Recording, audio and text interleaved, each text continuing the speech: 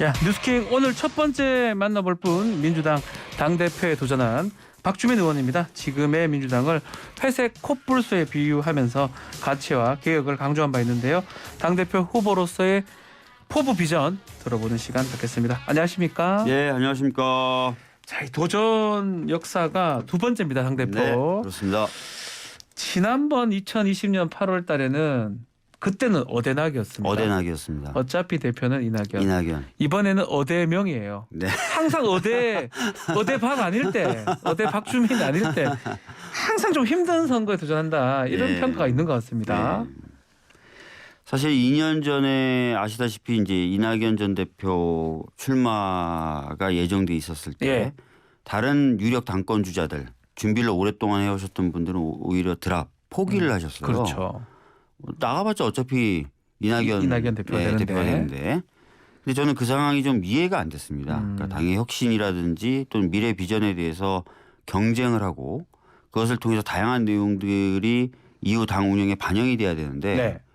오랫동안 준비하셨던 분들이 오히려 막 접으시니까 저라도 좀 나가서 제가 최고위원 하면서 느꼈던 바 또 그것을 통해서 생각하게 된 당의 미래 비전을 이야기해야 되겠다라고 하고 출마를 했습니다.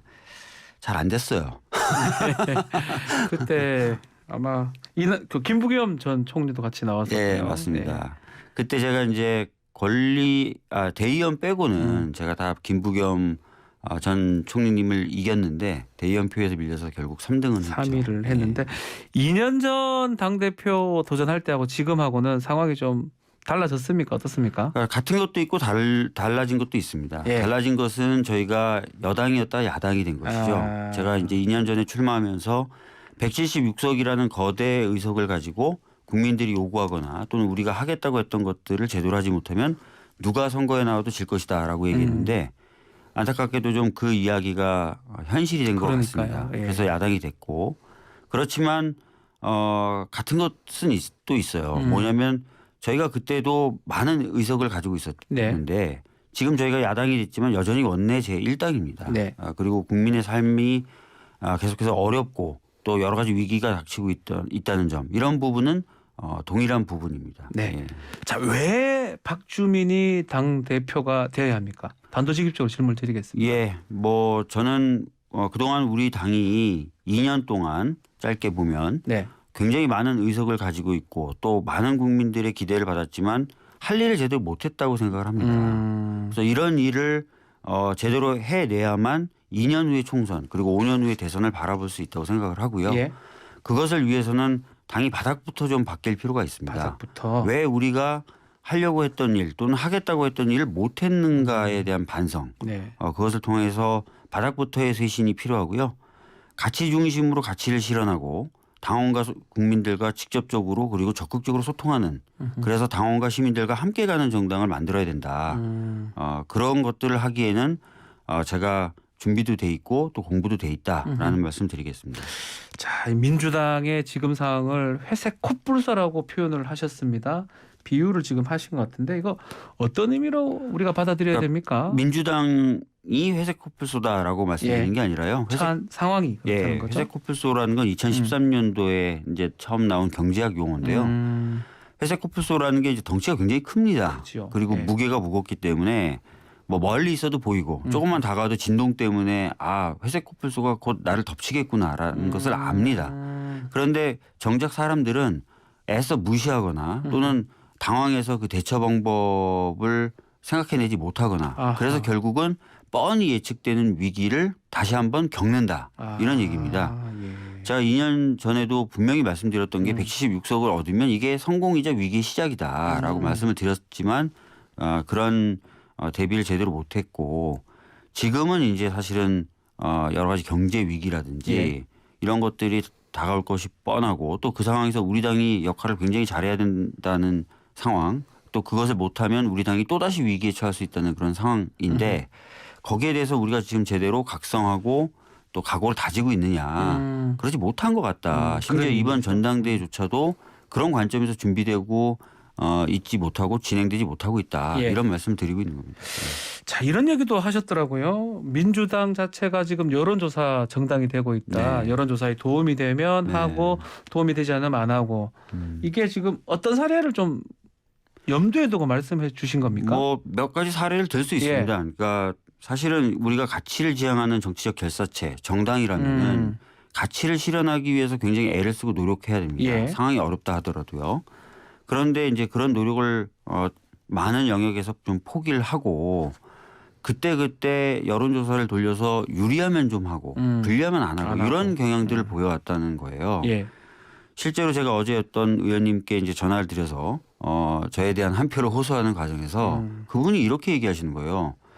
우리가 왜 차별금지법을 지금까지 못하고 있죠? 라고 얘기를 하시는 거예요. 그분도 이제 차별금지법 찬성하시는 분인데 그러면서 아주 가깝게는 자신의 부인과 따님들이 차별금지법 못하는 민주당에 무슨 기대를 걸 수 있어 이런 얘기를 한다는 거예요. 예. 그리고 제가 어제 이제 일 마치고 집에 들어가니까 제 짝꿍이 이제 저에 대한 이제 정례 교육 시간을 가지면서 예. 이제 제 짝꿍은 이제 교육 문제에 관심이 많은데 자녀 교육 말하는 거죠? 그러니까 전교조에 상근하는 변호사입니다. 네. 그러니까 그 입시 문제나 이런 것들 또는 그 대학 교육 같은 경우 굉장히 부실화되고 있는 거 이런 것 문제가 제기된 게 10수년 전부터인데 중앙정부도 갖고 있고 그렇게 의석도 많은데 뭘 했냐? 민주당이 뭘 했냐 이때까지? 뭘 했냐? 예. 어렵다고 다 안 하고 또 복잡하다고 회피하고 그래 오지 않았냐? 네가 당대표 나간다 그랬는데 그런 각오는 돼 있냐라고 세게 아이고, 또 교육을 받았어요. 혼나셨군요. 그래서 이런 사례들이 사실 많습니다. 예. 좀 필요하고 국민들이 좀 보고 지지율이 팍 올라갈 것 같은 경우는 좀 달라들긴 하는데 네. 그게 아닌데 그런 것들 안 한다 이런 의미로 말씀을 하시는데 맞습니다. 예. 또 지지율이 달라든 것도 뭐 잘한 거가 또 없다는 평가도 있지 않나요? 예. 사실 그래서 제 짝꿍의 결론은 그렇게 눈치 보고 했는데 결과가 뭐냐? 눈치 본 결과도 형편없으면서 그런 걸 대우각성해라. 그래서 난 각성한다. 그래서 내가 당대표 나왔다라고 하니까 웃기는 소리 아니야. 너도 부족하다. 네. 집에서 사모님까지 참석해 주셔야 되는데 알겠습니다. 자, 이 강한 야당 얘기를 계속 하고 있어요. 네. 지금 어쨌든 집권을 하고 있는 상황이 아니기 때문에 강한 야당이 지금 필요한 상황인데 네. 이재명 의원도 마찬가지로 강한 리더십, 강한 야당 얘기를 하는데 네. 지금 이재명 후보하고 차별화된 비전이 좀 있어야 되는 거 아니냐 이런 얘기가 있습니다. 이재명 의원님 같은 경우도 강한 리더십을 얘기하십니다. 네. 저도 강한 리더십을 얘기하는 거예요. 다만 리더십의 행사 방법이 카리스마적이냐, 서번트적이냐의 차이가 있다는 거예요. 서번트냐, 카리스마냐. 예. 과거에 이제 여러 당의 리더십이 있어왔고 그 중에서도 강력한 리더십이라고 평가받는 분들이 계셨어요. 네. 근데 주로 그 리더십 행사 방식은 카리스마적이었어요. 그러니까 여기로 가자. 그럼 우 가는 거죠. 네. 근데 저는 아까 말씀드렸던 대로 민주당이 이제는 가치를 실현하고 여러 가지 의제를 해결하는 그런 당이 돼야 된다라는 말씀드렸는데 그러려면 여러 가지 영역의 의제들이 아주 지속적으로 정책을 생산해내고 그 과정에서 국민과 소통하는 과정을 구축하고 시스템화 시켜야 돼요. 네. 근데 그거는 여기로 가자라고 해서 우 가고 한 거로 되는 게 아니라 계속해서 신경 쓰면서 각 영역들이 잘 돌아가는지를 챙기고 할 수 있도록 만들어주는 강력함을 발휘하더라도 그런 방식으로 섬기고 챙기고 받드는 서포트하는 이런 개념으로 리더십이 작동이 돼야 됩니다. 당원과의 소통도 마찬가지입니다. 네. 뭐 제가 최고위원일 때 당원 게시판도 만들고 전당원 투표 시스템도 만들고 네. 당원 교과서도 만들고 당원 교육 프로그램도 일부 만들긴 했어요. 근데 부족했는데 그런 것들을 보다 안착화시키고 강화시키려면 이게 사실 빛이 나는 일은 아니에요. 예. 근데 땀을 흘려서 계속 이거 하자. 이거 당대표가 관심 있다. 매주 보고받고 왜 안 하냐. 챙기는 꾸준한 작업을 해야 됩니다. 네. 그래서 저는 이제 강력한 리더십에도 카리스마적 리더십이 있고 서번트 리더십이 있는데 저는 강력하지만 행사 방식은 서번트의 방식으로 하겠다. 또 그런 것에 맞게 커온 세대가 바로 저희 70년대생들이에요. 학생운동도 그런 식으로 해왔고요. 네. 데모 한번 모시고 나가려면 후보분들 도시락 사줘가면서 이렇게 하숙집 찾아다니면서 설득하면서 모시고 나가야 됐던 그런 세대거든요. 것 같기도 하네요. 네. 네. 알겠습니다. 자, 약간 차이가 있어요. 강력한 리더십인데 서번트적 리더십이라고 말씀 주셨는데 또 한편으로는 이재명 의원 출마 관련해서 당이 바닥부터 쇄신해야 되고 네.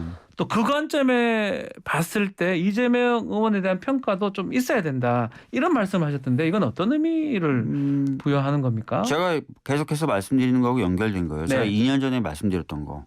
큰 의석을 가졌기 때문에 큰 역할, 제대로 된 역할을 해야 된다. 근데 2년 동안 솔직히 저희가 그걸 못 해왔지 않습니까? 그래서 저희들을 지지했던 많은 분들이 실망하시기도 하고 또 지지의 강도가 약해지기도 했어요. 그래서 뭐 정권 교체론도 높게 나왔었던 것이고요. 네.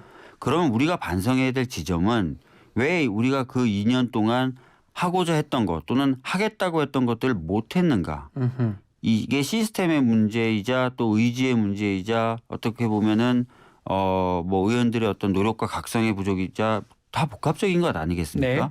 그런 것들을 총체적으로 반성하고 쇄신해야 되는 거예요. 근데 이런 거를 한 명 또는 두 명이 다 책임져야 된다. 이렇게 얘기하는 것은 어떻게 보면 굉장히 편한 방식의 평가이자 네. 타자화시킨 평가일 수 있다. 그래서 제가 누구만 책임지면 된다. 이렇게 얘기하는 평가 방식은 맞지 않다라는 차원에서 이런 말씀을 드렸던 겁니다. 자, 지금 다른 어떤 출마하고 있는 분들 특히 서른 의원이 네. 비명이라고 알려져 있는데 네. 이재명 사법 리스크 분당 가능성까지 얘기를 했고요. 얘기하셨죠. 네. 최고위원 출마 윤영찬 의원도 사장화 얘기를 했습니다. 이재명 의원이 당대표 되면 네. 여러 좀 이렇게 이 당에서 좀 어떤 좀 반대 의견들이 많은 것 같은데 네. 어떻게 이런 분들 그 주장에 공감하는 지점도 있는 겁니까? 어떻게 생각하십니까? 사법 리스크가 있을 것이다. 네. 있을 수 있다고 예. 봅니다. 워낙 대선 과정에서 크게 문제 제기가 됐었던 부분이라서. 근데 이제 이 사법 리스크의 정확한 내용 그리고 그 정도는 이재명 후보 본인과 아주 가까운 분들만 아시겠죠. 그렇죠. 여러 검토한 끝에 이제 출마하시기로 하신 거예요. 네. 이후에 이제 근데 이 사법 리스크가 진짜 우려대로 현실화되고 또 그것이 정도가 굉장히 심해서 당력을 소모시킨다거나 당을 위기에 처하게 한다면 이분들은 굉장히 중대한 책임을 져야 되겠죠. 그러나 지금 당장은 아주 구체화됐거나 실체화됐다거나 이렇게 보이진 또 않지 보이지가 않습니까? 않으니까. 예. 근데 2단계에서부터 벌써부터 사법 리스크를 언급하면서 아하. 특정인이 수사받을 것이다, 구속될 것이다, 뭐 이렇게 얘기하는 것 자체가 장기적으로 봤을 때 과연 당에게 이로운 것인가를 우리가 따져볼 필요는 있다고 생각해요. 과거에 여든 야든 막론하고 당내 경선 과정에서 이렇게 치열하게 또 약간 과도하게 공격할 경우에 결과적으로는 당에 굉장한 마이너스가 됐었던 경험이 있거든요. 그래서 그런 부분도 이런 주장을 하시는 분들이 좀 염두에 두어주셨으면 좋겠다라는 말씀을 드리겠고요. 예. 특히 이번 전당대회의 방향과 기치에 대해서 많은 분들이 통합과 혁신을 이야기하고 계십니다. 네. 약간 그런 방향대로 지금 우리 전당대회가 치러지고 있는가 이런 것들도 다 같이 한번 고민해 볼 부분이 있는 것 같습니다. 지금 말씀하신 것 중에 중대한 책임을 져야 된다. 그 관련자들은 그건 어떤 의미를 말씀하신 그러니까 겁니까? 아까도 말씀드렸던 대로 사법 리스크에 대해서 아마 이재명 의원님과 또 그 옆에 계신 분들 내용을 잘 아시는 분들 여러 가지 검토와 판단을 했겠죠. 네. 사법 리스크에 대한 우려가 있음에도 불구하고 주위에 우려가 있음에도 불구하고 문제 없다라고 판단하고 나오신 거잖아요. 그런 거겠죠. 예. 네. 그래서 현재 실체화가 돼 있지 않기 때문에 지금 당장 뭐라고 하는 건 어렵고 자제될 필요가 있는데 나중에 진짜 이 우려가 현실화되면 누구든 정치적 책임, 도덕적 책임 이런 것들은 져야 되지 된다. 않습니까? 그런 부분에서의 말씀을 드리는 겁니다. 자, 컷오프가 지금 여론조사 30, 중앙이 70%입니다. 네. 3명만 지금 뽑는 상황인데 어떻게 컷오프 통과 부분을 질문을 드려도 될까요? 질문하셔야죠. 네. 여론조사는 좋습니다. 여론조사는 뭐 네, 여론조사는 2위 정도인데 네. 이제 중앙위는 전국에서 이제 중앙위 맞습니다. 의원들이 하는 거니까 어떻게 보십니까? 여론조사는 뭐 2위로 나오는 것이 있고 3위 나오는 3위도 것이 있고요. 있습니다. 3위로 나오는 경우도 민주당 지지층으로 좁혀놓고 보면은 2등 나오는 것이 많고요. 네. 특히 우리 당이 이제 굉장히 중요하게 생각하는 지역인 호남 지역의 경우에는 예. 지난주 여론조사에서 제가 2등을 했을 뿐만 아니라 이재명 의원님과의 격차도 10%가 안 나는 것으로 나오고 있어요. 예. 그래서 전반적으로 일반적인 평가에 있어서는 좋은 평가를 받고 있는데 중앙위원의 경우에는 70%가 네. 중앙위원이라는 분들로 구성이 되고 또 투표 결과가 나오는 거 아니겠습니까? 근데 이제 이 분들은 사실은 이제 당내 오랜 경험을 가지고 계신 분들이고 그러다 보니까 안타깝게도 또 과거 전례나 이런 것들을 보면은 약간 인적인 네트워크에 따라서 움직이는 경향들이 있어 왔어요. 네. 그래서 이 부분이 어떻게 작동할 것인가 이건 좀 미지수인데 저 같은 경우에는 당내 조직적 기반이라고 하는 것이 거의 없다시피 한 사람입니다. 적다고 예, 없습니까? 예. 제가 어제 의원들한테도 쭉 전화했는데 그래 너는 당에 조직이 없지. 어떡하냐 막 이렇게 얘기하시는데 그러다 보니까 사실은 이 부분이 어떻게 작동할까 걱정이긴 합니다. 네. 근데 뭐 일반 국민들의 인식이나 또는 특히 우리가 많이 생각하고 있는 호남 지역의 인식 이런 것들도 당연히 영향을 미치기 때문에 하여튼 끝까지 열심히 한번 해보도록 하겠습니다. 네. 자, 현안 얘기도 이제 시간 얼마 없지만 좀 네. 여쭤보겠습니다. 지금 윤석열 대통령이 대우조선 해양 하천 노동자 그 파업 관련해서 네. 기다릴 만큼 기다렸다면서 강경 대응을 예고를 했습니다. 민주당에서는 제2의 쌍용차 사태를 우려하고 있는 것 같아요. 네. 심각하게 보고 계시는 겁니까? 네. 사실 지금 그 대우조선해양 하청 노동자분들 파업이 굉장히 오래됐죠. 네. 근데 이분들의 요구는 조선업이 어렵다는 이유로 임금을 대폭 삭감한 바가 있는데 지금은 누가 봐도 조선업이 호황이지 잘하고 않습니까? 잘 되고 있죠. 예. 그래서 정규직 노동자분들이나 이런 분들은 임금이 이제 원상 회복 또는 플러스 알파까지 된 상황에서 본인들의 임금도 호황 시절에 좀 맞춰서 조정을 해달라는 요구예요. 근데 삭감했던 것들을 예. 최소한 돌려달라. 네. 최소한 돌려달라. 예. 그런데 이제 그걸 하지 않고 있어요. 근데 외부에서 보는 시각 중에 특히 우리 당이 보는 시각 중에 이런 게 있어요. 하루에 뭐 한 2,800억 정도 손해를 본다라고 네. 하는데 그 손해 보는 것의 일부만 할애해도 지금 하청 노동자분들의 요구를 들어갈 수 있거든요. 생각해보니까 그런 게 있네요. 네. 예. 근데 왜 이럴까? 그리고 제가 과문하긴 하지만 제가 알기로는 과거에는 조선업에서 그 여러 가지 이제 노사 협의를 할 때 하청 노동자분들하고도 물밑으로건 공식적으로 그 협의를 해왔던 걸로 알고 있는데 이번에 네. 그런 과정이 매우 부족했다고 합니다. 그래서 이런 상황에서 공권력을 투입하고 그냥 진압을 해버리는 것이 과연 맞는가 이런 생각이 하나 들고요. 네. 우리가 조선업 관련돼서 맨날 듣는 얘기가 있습니다.